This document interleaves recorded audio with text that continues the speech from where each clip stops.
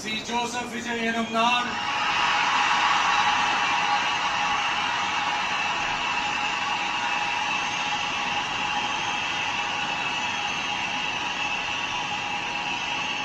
சட்டப்படி அமைக்கப்பெற்ற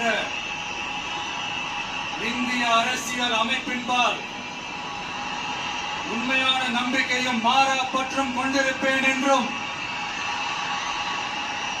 இந்திய நாட்டின் ஒப்பில்லாத முழு முதல் ஆட்சியையும் உரிமையையும் நிலை நிறுத்துவேன் என்றும்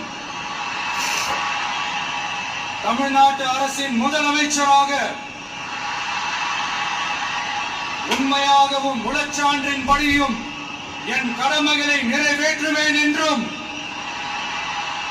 அரசியல் அமைப்பிற்கும் சட்டத்திற்கும் இணங்க அச்சமும் ஒருதலை சார்பும் இன்றி விருப்பு வெறுப்பை விலக்கி பலதரப்பட்ட மக்கள் அனைவருக்கும் நேர்மையானதை செய்வேன் என்றும் ஆண்டவன் மீது ஆணையிட்டு உறுதிமொழிகிறேன்.